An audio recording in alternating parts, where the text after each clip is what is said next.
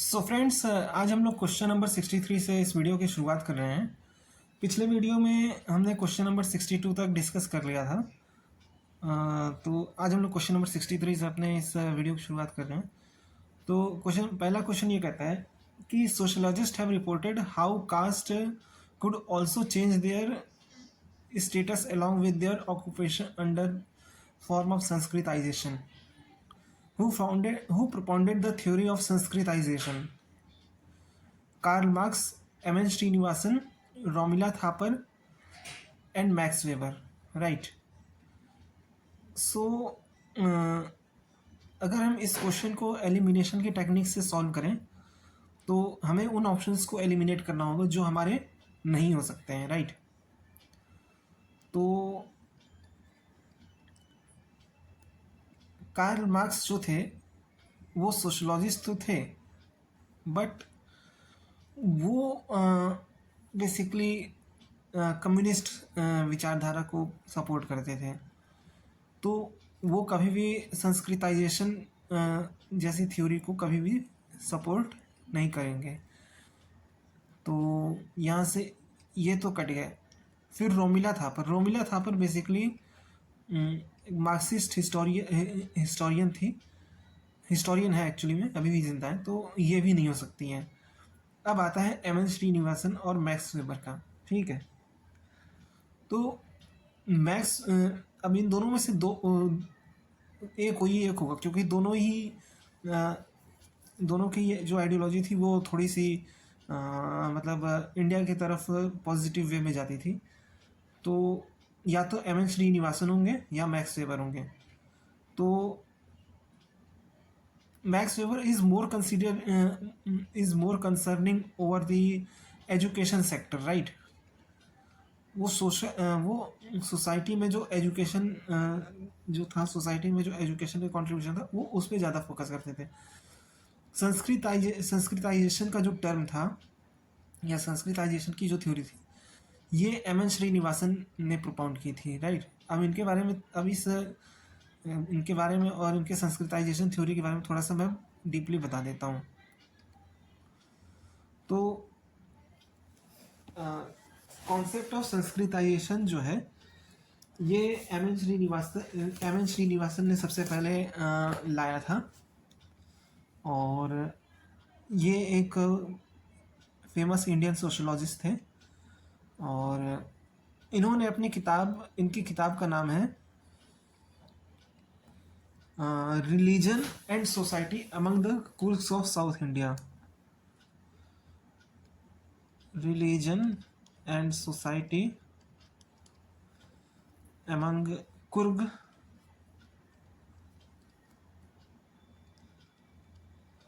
Of south India.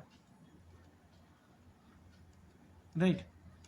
तो इस किताब में इन्होंने मेंशन किया है कल्चरल मोबिलिटी के बारे में। इन्होंने ये बताया है इस किताब में कि इन्होंने एक्चुअली में कुर्ग जो मैसूर में पड़ता था, मैसूर स्टेट में, तो उन्होंने वहाँ पे स्टडी किया था। और इस स्टडी में वो सामने पाए थे कि वहाँ पे जो लोअर कास्ट के लोग थे वो अपना सोशल स्टेटस को रेज करने का कोशिश कर रहे थे by adopting some cultural ideals of the Brahmans. Right.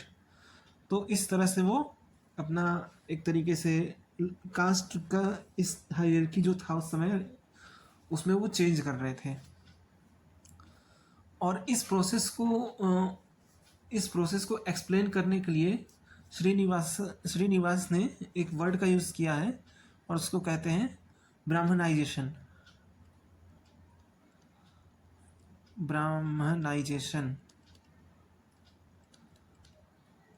Right.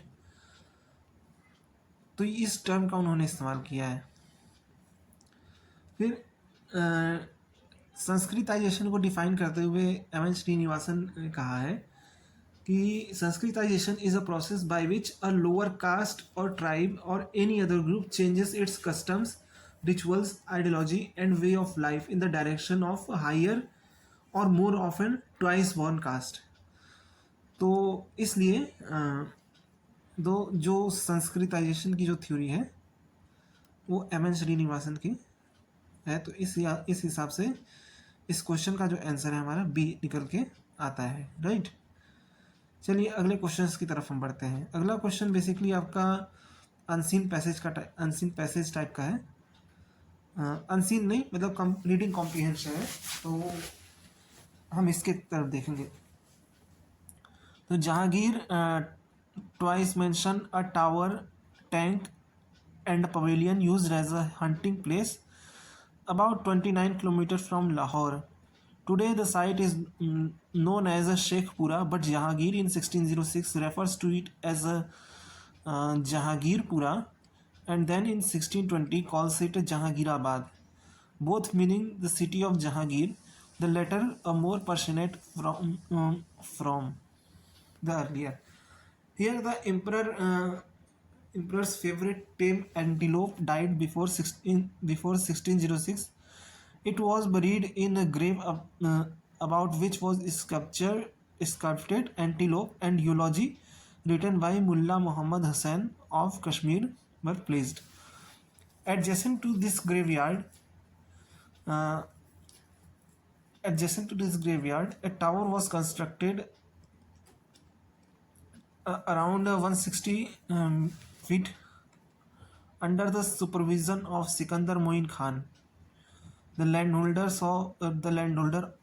of the area. On Jahangir's order, Sikandar Moin Khan also built the tank and a royal residence. Despite Moin's death, while the work was in progress, the complex was handsomely completed by 1620. The latter stages of expense were incurred were sufficiently awesome that the emperor cite a king hunting place, although his successor found the place inadequate, and in 1634 spent another sizable amount for rebuilding the pavilion. तो ये paragraph हो गया। ये basically Jahangir के जो बारे में है, उसके आर्किटेक्चर के बारे में, उसके बारे में बता रहा है। तो क्वेश्चन है, in which book Jahangir twice mention the tower, tank and pavilion? Maasir Jahangiri, Tuzuk Jahangiri, Iqbal Nama Jahangiri और मजलिस ए जहांगीरी। तो इस क्वेश्चन का आंसर है तुजुके जहांगीरी, क्योंकि उस तुजुके जहांगीरी उसकी ऑटोबायोग्राफी का नाम है, राइट। तुजुके जहांगीरी उसके ऑटोबायोग्राफी का नाम है। तुजुके जहांगीरी जो है ये 17th ईयर तक जहांगीर ने इसे खुद लिखा है, जब तक उस सही सलामत था।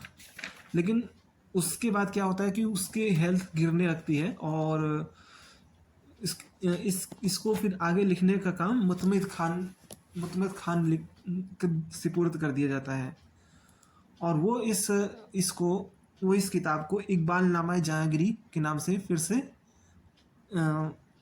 17वें साल से लिखना शुरू करता है, और ये जो है 19वें साल तक जाती है जहांगीर के, राइट।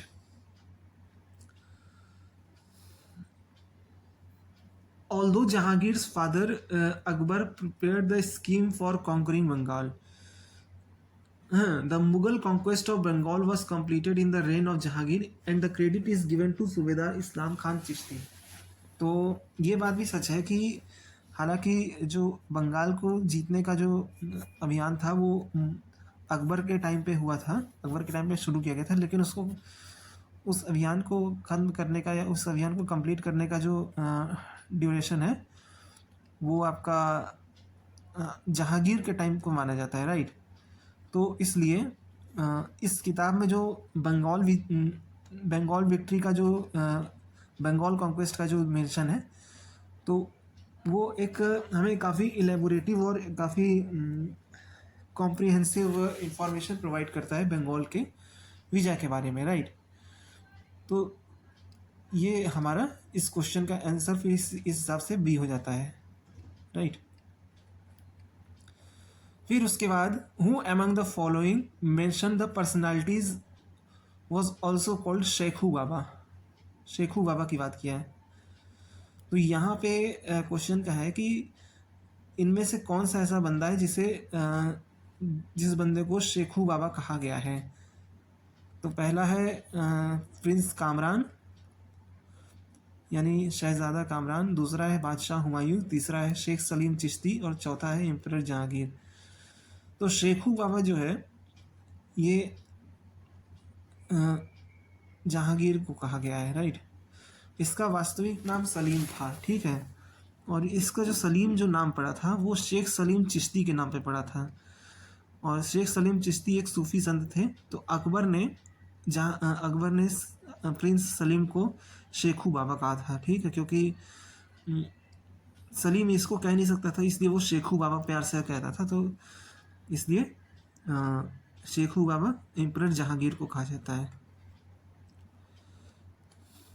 फिर कह रहा है कि both the names Jahangirpura and Jahangirabad carry same meaning, that is city of Jahangir, from which language the word पुरा इज टेकन। तो सिंपल सा है, जो जहांगीरपुरा था और जहांगीराबाद दोनों का ही मतलब सिटी ऑफ जहांगीर है। तो पूरा शब्द कहाँ से लिया गया है? तो पूरा शब्द संस्कृत से लिया गया है, जिसका अर्थ होता है संस्कृत में किला या शहर, राइट। तो ये संस्कृत शब्द है। In which of the following city is situated Neem Sarai Minar built during Akbar's reign? Panipat, Malda, Lahore, Multan. तो कहाँ पे बनाया गया है नीम सराय? तो नीम सराय का जो मीनार है ये मालदा में बनाया गया है, राइट। नीम सराय की जो मीनार है ये बेसिकली ओल्ड मालदा टाउन में है, ओल्ड मालदा में। और ये काफ़ी हद तक फतेहपुर सीकरी में भी इसी तरह का एक बिल्डिंग है, उससे काफ़ी इसकी सिमिलरिटी हमें देखने को मिलती है, राइट। तो ये ओल्ड मालदा में सिचुएटेड है नीम सराय का मीनार, और ये अकबर के टाइम पे बना था। ये जो है ये महानंदा रिवर के वेस्ट बैंक पे सिचुएटेड है, राइट। और ये कालिंदी जंक्शन के बिल्कुल पास में ही पड़ता है, बिल्कुल साउथ में पड़ता है। तो इसलिए इसका नीम सराय मीनार इसलिए इसको कहा जाता है क्योंकि ये जो मीनार है ये नीम यानी कि गौड़ लखनौती और पांडवा फिरोज़ाबाद के बीचों बीच में ये मीनार पड़ता है, और ये एक सराय के रूप में है, इसलिए इसे नीम सराय मीनार कहा जाता है, ठीक है।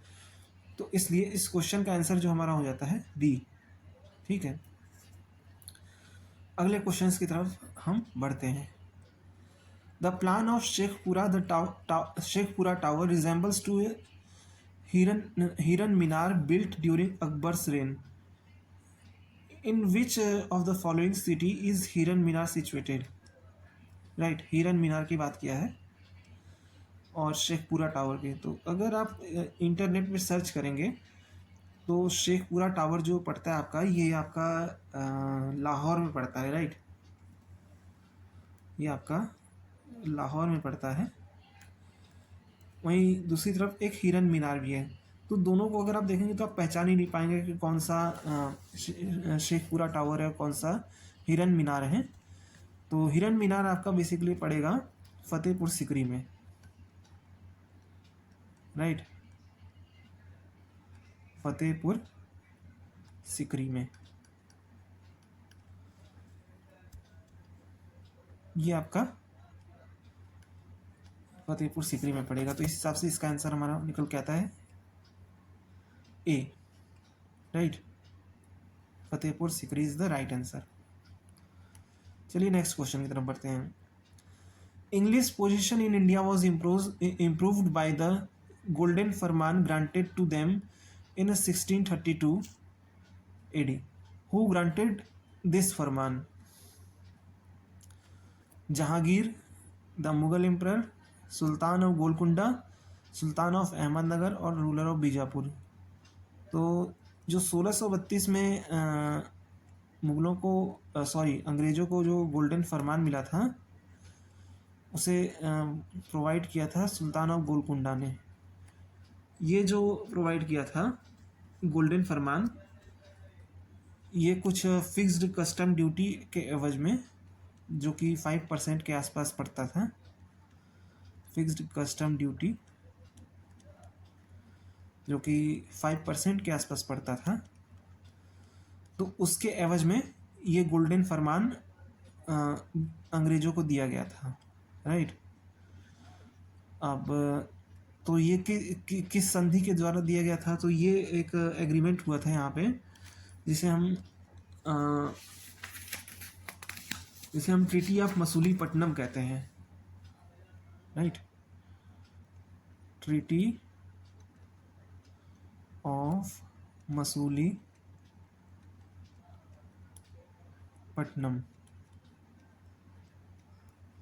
तो इस ट्रीटी के ज़रिए आपको जो सुल्तान था गोलकुंडा का, जिसका नाम था Abdullah Qutub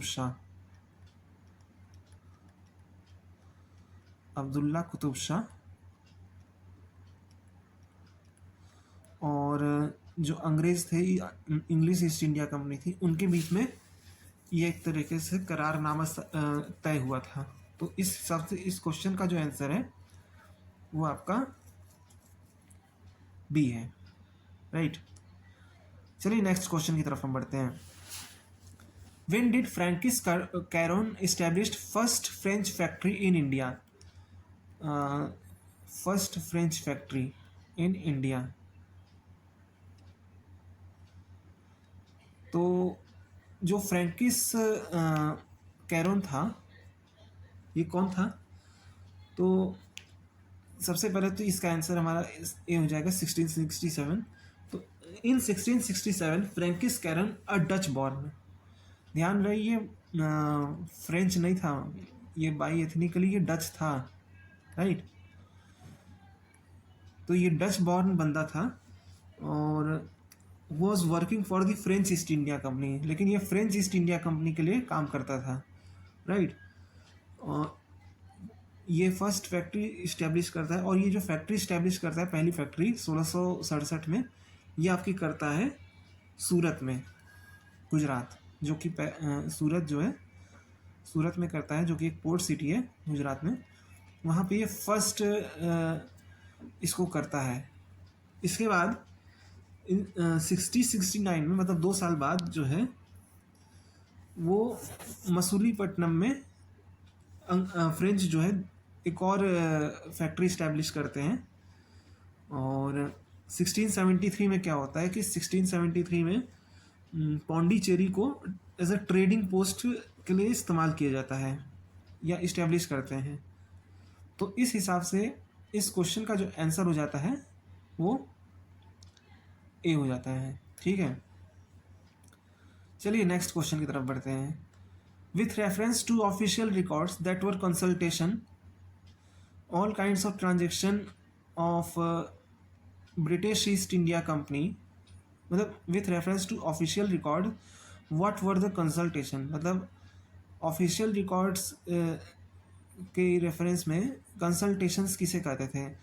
all kinds of transaction of English East India Company, all kinds of military records of English East India Company, reports of adviser to the governors presidency, records related with the education and judiciary. तो इसका जो answer हमें निकल के आता है, जो हमारा कंसल्टेशन था, वो all kinds of transaction of English East India Company in Bengal था। तो था क्या बेसिकली कि these transactions could include anything from trade deals to military campaigns, right? तो ये जो ट्रांजेक्शन होता था ये कुछ भी इसमें इंक्लूड कर दिया जाता था, कुछ भी हो सकता था इसमें. They could be quite lengthy, sometimes running of 200 pages, 100 तो मतलब कभी कभी तो ये भी होता था कि ये जो ट्रांजेक्शन होते थे ये 100 पेज के बराबर भी होते थे. ठीक. इसका सबसे बेहतरीन एग्जाम्पल क्या हो सकता है? तो इसका सबसे बेहतरीन एग्जाम्पल था trade deals with Indian merchants, right. दूसरा है military campaign against Indian rulers. तीसरा है construction of forts and trading, appointment of official, taxation of the local population और relation with the British government.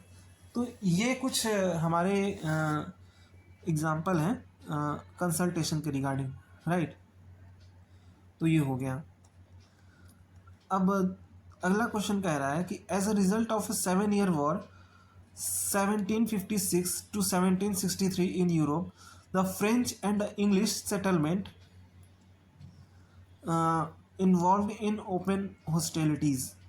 The work of Dupleix and Bussy in South was thus destroyed in 1760-61, which treaty provided the restoration of the French possession in India, right. तो यहाँ पे 7 year war की बात किया गया है जो कि 1756 से 1763 के बारे में है. तो पहला है treaty of Pondicherry, treaty of Wandiwash, treaty of Paris और ट्रीटी ऑफ लंदन. चलिए ये सब तो मैं बताऊँगा ही. सबसे पहले आपको ये जानना चाहिए कि ये एंग्लो फ्रेंच राइवलरी का कहानी क्या था. देखिए बात ये है कि जो इंग्लैंड मतलब यूरोप में क्या था कि यूरोप में 2 पावर थी. एक तरफ थे फ्रांस और दूसरी तरफ था इंग्लैंड, राइट. इनका मामला क्या था कि फ्रांस और इंग्लैंड जो था बेसिकली ये दोनों चाहते थे कि इंडिया के या एशिया अफ्रीका का जो ट्रेड होता था उस पर ये दोनों मोनोपोली अपनी अपनी चाहते थे. ठीक है. तो एक तो ये था. दूसरा जो रीज़न था इनके बीच में जो सबसे बड़ा जो शत्रुता का कारण था वो था रिलीजन. शायद आपको पता ना हो लेकिन मैं आपको बता दे रहा हूँ कि जो फ्रांस था वो रोमन कैथोलिक था, राइट. Roman Catholic. और इंग्लैंड जो था वो प्रोटेस्टेंट था. और प्रोटेस्टेंट होने के ही कारण इनकी जो ट्रेड रिलेटेड जो पॉलिसी होती थी उसमें पॉलिटिकल इंटरफेरेंस कम होता था. और इनकी जो ट्रेड रिलेटेड पॉलिसी होती थी इनमें सिर्फ पॉलिटिक्स का ही इन्फ्लुएंस नहीं होता था बल्कि रिलीजन काफ़ी ज़्यादा रूल होता था. तो ये इन दोनों के बीच में मौलिक अंतर था और इसी वजह से इन दोनों में झगड़े होते रहते थे. तो मतलब इस वजह से इनके झगड़े होते थे. और भी कारण थे, इकोनॉमिक कारण ज़्यादा थे, लेकिन ये वजह इन दोनों के बीच में काफ़ी ज़्यादा इनके जो रिश्ते थे उनको काफ़ी कड़वा बना देते थे. तो इसी वजह से हमें देखने को मिलता है कि यहाँ पे हमें इनके बीच में कई सारी वॉर होती है जिसमें से एक 7 year वॉर भी होता है. हाँ, एक ऑस्ट्रियन वॉर ऑफ सक्सेशन भी होता है. तो ये उसी का एक कंटिन्यूएशन ऑफ चलता रहता है. तो ये जो 7 year वॉर जो चलता है ये 1756 से 63 के बीच में चलता है. और इसके बारे में ये कहा जाता है कि इसका जो असर रहता है वो पूरे दुनिया भर में पड़ता है. जहाँ जहाँ भी इन दोनों के बीच में मतलब झगड़ा उगड़ा ये सब चलता रहता है तो वहाँ 7 year वॉर का असर हमें देखने को मिलता है. फिर चाहे आप बात कर लीजिए अमेरिकन रेवोल्यूशन की बात कर लीजिए, है ना, या इंडिया में एंग्लो कर्नाटिक वॉर की बात कर लीजिए, एंग्लो कर्नाटिक वॉर. तो हमें यहाँ पे जो है एंग्लो कर्नाटिक वॉर से मतलब है अमेरिकन रिवोल्यूशन से हमारा कोई वो खास अभी वास्ता नहीं है. तो यहाँ पे बात किया गया है कि जो 1760-61 में क्या होता है कि डुप्ले और बुसी ये दोनों आते हैं और ये दोनों फ्रेंच ईस्ट इंडिया कंपनी के लिए काफ़ी अच्छा काम कर जाते हैं. मतलब फ्रांस की जो पोजीशन है वो कार्नेटिक रीजन में, जिसे जो कर्नाटक नहीं है, वो कार्नेटिक और कर्नाटक में फ़र्क है। कर्नेटिक जो है वो कोरोमंडल कोस्ट को कहा जाता है, राइट। अंग्रेज लोग उसे कार्नेटिक कहते थे। तो जो कार्नेटिक जो रीजन था वहाँ पे इन दोनों ने फ्रेंच पोजीशन को काफ़ी ज़्यादा मजबूत कर दिया था। लेकिन क्या होता है कि इन दोनों की जो ओपन हॉस्टिलिटी रहती है, इसकी वजह से यहाँ पे इनका सारा काम ख़राब हो गया था और इन्हें बाद में एक ट्रीटी साइन करनी होती है 1763 में, जिसकी वजह से इनका जो फ्रेंच पोजीशन चला गया था उसे वापस दे दिया जाता है, राइट। तो कौन सी ट्रीटी थी? Treaty of Pondicherry, treaty of Wandiwash, treaty of Paris और ट्रीटी ऑफ लंदन। तो इस ये जो ट्रीटी हुई थी, ट्रीटी ऑफ पेरिस के थ्रू कंक्लूड हुई थी, राइट। अच्छा, फर्स्ट हमने कार्नेटिक वॉर की तो बात कर ही ली है, अब ये भी हम बता दे रहे हैं कि कार्नेटिक वॉर हुई कब कब थी। तो फर्स्ट कार्नेटिक वॉर जो हुई थी आपकी, फर्स्ट कार्नेटिक वॉर जो हुई थी ये आपका हुआ था 1746 से 48 के बीच में, और इसका जो हुआ था ट्रीटी ऑफ एला शापला के तहत ये ख़त्म हुई थी। नाम थोड़ा सा अलग है, एला शैपले, है ना। ये ट्रीटी ऑफ एला शैपले के तहत कंक्लूड हुई थी। दूसरा जो था सेकंड कार्नेटिक वॉर, वो आपका 1749 से लेकर 54 तक था, और ये आपका ट्रीटी ऑफ पौंडीचेरी यानी कि इसके तहत कंक्लूड हुई थी। और थर्ड आपका जो है 1758 से लेकर 63 तक हुआ था, और ये आपका ट्रीटी ऑफ पेरिस के ज़रिए कंक्लूड हुई थी, राइट। तो ये कुछ बेसिक फैक्ट थे इस क्वेश्चन के रिलेटेड। तो आई होप आप इस क्वेश्चन को अच्छे से समझ पाए होंगे। तो नेक्स्ट वीडियो में जो है मैं अगले क्वेश्चंस की शुरुआत करूँगा, जो कि हमारा क्वेश्चन नंबर 73 होगा, राइट। तो आई होप ये वीडियो आपको पसंद आया होगा। तब तक मैं आपसे बहुत जल्द नेक्स्ट वीडियो में मिलूँगा। तब तक के लिए आप अपना ध्यान रखें, और चलिए मिलते हैं। Good bye.